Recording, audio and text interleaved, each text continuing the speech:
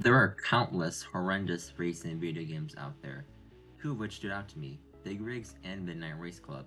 But recently, a fellow Discord user introduced me to a new video game and I have made some shocking discoveries. I figured it would be best if I made a video about what makes this game so special. Taxi Racer is a game developed by Starless Stone, the same people who made Big Rigs in October 2001. The game was meant to be a replica of Crazy Taxi, released over a year prior to Taxi Racer. However, in the version by Starless Stone, this is an absolutely disastrous version of Crazy Taxi. The box that Taxi Racer comes in is not even in English, but Russian. The Russian text says, Taxi without brakes, which is an inaccurate title. I'll talk about that in a moment. The provided description of the game says, City is awaiting for you. As fearless city taxi driver, you'll drive through a city filled with impatient clients who wanted to be driven to their destinations. Taxi Racer pits you against your worst enemy, traffic, in a battle for cold hard cash. You must quickly navigate the mean streets and meaner traffic in an attempt to pick up and deliver as many patrons as possible in the time limit. Each passenger you pick up will have a cash fare value assigned to them. This fare is related to the distance the passenger wants to travel. In order to get your dollar bill, y'all, you must use U-Talent as a supreme taxi racer to rule the world of competitive transport. If you don't get paid, then you don't get laid. Taxi Racer reinforces the truth that cash rules everything around you, so you must remember to race hard and get paid. This description is a tad bit crude for an ESRB rated E. I've never heard of dollar bill, y'all. Maybe someone can tell me what it means. The first things users will see when they boot up the game is this horribly designed game menu screen. It looks like someone made it on Google Slides in 2 minutes. The orange gradient background, the buttons on the side that take up a third of the screen, the hideous logo, and the game mode indented text, it just doesn't look very good. When you select the countdown or workday mode, you are taken to the car select screen, but you can't even get a good look of the car because of how fast it's spinning. I don't even think the developers even tested their code before releasing the game because this is just absurd. How can we even tell if we like the car if it's spinning so fast? Was this intentional or are they just trying to mess with us? Well, it's obvious that whoever worked on the options screen didn't give a damn, because half of the text is glitched out. We can see what we can change, but we don't even know what the actual values are because the text is glitched out. I don't even know what this says, so what significance does it even have? In the top scores, there's a guy named Gerald Sheffer. I have no idea who that is. I looked up the name and I kept getting a serial killer, but that guy's name was Gerard Schaefer, so it's not even the same dude. Now let's look at the actual gameplay. The first thing you notice is an idle engine noise playing in a poorly designed timer and a total money earned UI. There is no music in this game, so all you will hear is just the engine. It's important to note that the game describes there being a lot of traffic and competition, but I don't see any other vehicles besides the one I'm driving. This game acts like if it's on ice physics. You speed up very quickly, but you could stop instantly by pressing space. If you are driving forwards and try to drift, it somehow makes the taxi go even faster. Unfortunately, there is no infinite speed in reverse, as you can only go somewhat fast in reverse, but nowhere near Big Rig speed. But do not press and hold the spacebar, or this will happen. Also, try to manage your speed and awareness, or you can create unnecessary issues. No! Alright, Elmar, this is what happens when you drive too fast and you hit a wall. Just like Big Rigs, Collision looks as if it was an afterthought to the game developers, as you can drive through trees and street poles without it having any interference with your driving. However, there is collision with buildings, as you cannot drive through them. There are also gates by the water on the sides of the map alongside invisible walls before you can go up the mountains. There are some roads that have a collision on the curb that pushes you back, and at this particular intersection, the road is narrow enough to allow you to be pushed back and forth rapidly. Sometimes, it plays a crash noise even when you're not driving through anything. When you pick up a passenger, every person looks the same and has the same walking animation. It looks horribly made and they take forever to get in the car. The location of where Taxi Racer takes place doesn't even make sense. How can there be cars on this island when there is no road connecting this island to somewhere else? The buildings are just copy-paste everywhere. You can see the Coral store everywhere you go. These buildings have no individuality. The architecture is not very American, let alone Western. If the developers really wanted a game to appeal to American consumers, at least try to make it look like an urban area, not some random city in Russia.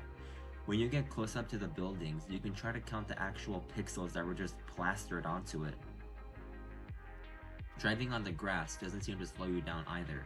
It is entirely possible that the developers just took a normal block and overlaid a grass image of it without adding any code to slow you down. The only thing that is actually somewhat decent in this game is the arrow telling you where to go. The palm trees are also copy-pasted everywhere. Nothing has changed. The taxi has a shadow, but it's not even that accurate with the shape of the vehicle. The people waiting to be picked up are just standing there, doing nothing, and have no collisions, so you could run them over as long as you don't stop over them. Given that this game was made before Big Rigs and Midnight Race Club, how does it compare to the two?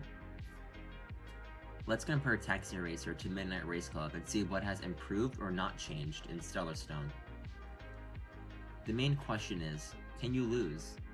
In Midnight Race Club, you can never lose as the bot never touches the finish line, but in Taxi Racer you can lose. You're on a time limit and the game ends when you run out of time. Taxi Racer wins this. In terms of collision, there is collision with every object in Midnight Race Club as you cannot go through any solid objects. However, in Taxi Racer, you can go through just about everything except buildings. Because of this, Midnight Race Club takes the point here. In Midnight Race Club, you can drive in reverse and exceed thousands of miles per hour. A speed cap is not present in reverse.